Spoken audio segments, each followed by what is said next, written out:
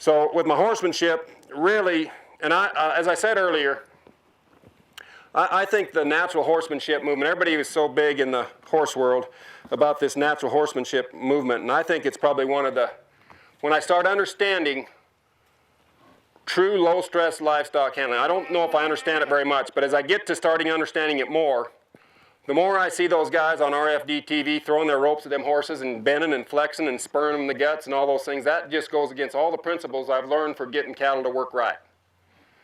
And the same thing for my horses. When I slow things down, work my horses different where they can think their way through a situation, think of one thing at a time, and get better and better at making those transitions, that's when my horses get handy.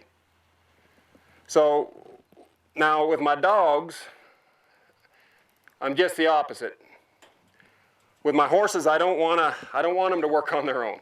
I want to work them myself. My dogs, I don't want to give my dogs any commands. I think when you start giving a dog commands, you take all his, he's so much better of a stockman than I am. When I start giving him commands from a half a mile away, my timing is way off. His is perfect. As long as he knows my job and what I want him to do, he'll figure that out and do it. But my horse, I'd like to have him ask me. That's just something to think about. So groundwork here with the horse, the only thing I really want is something that's not going to buck me off. What's that? Yeah, we'll get another one.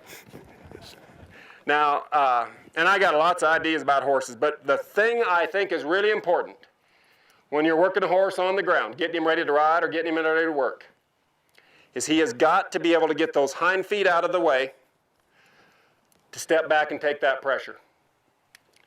So my groundwork consists of getting a horse where he's real soft stepping back. That's real important to me. That right there tells me a lot about this horse.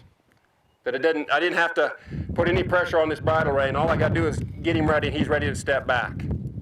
Now a horse that's real forward or really goey, it's hard for him to get those hind feet out of the way. When a horse wants to blow up and buck with you, just try to step him back. You can't.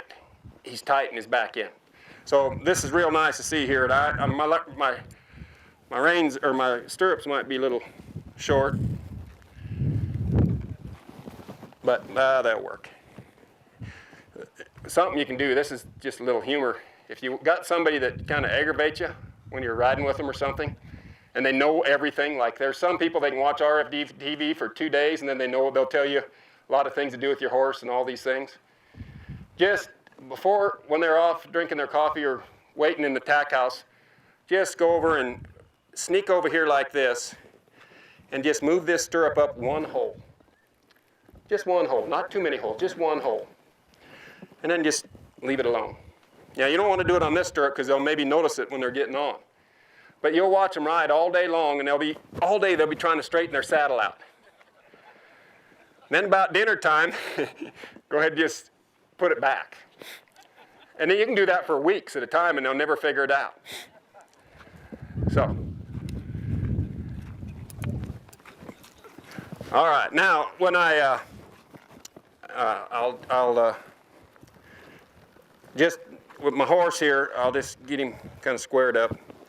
Now, I think it's real important when you're riding a horse to really, like when I first get on here, I really want this horse to understand how far ahead of him I am.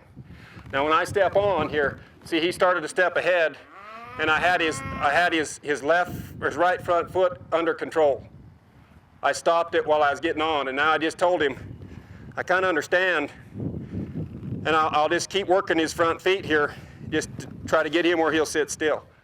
And I'm just going to tell him how much I know this first, or don't know, this first couple of seconds.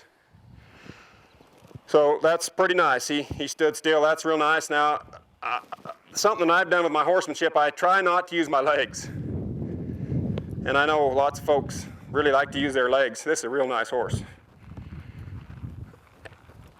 I'll try not to use my legs, and I'll try to do as little as I can here to stop him and just see how soft he is to stop and how easy he is to step back. We can work cattle real good on this horse.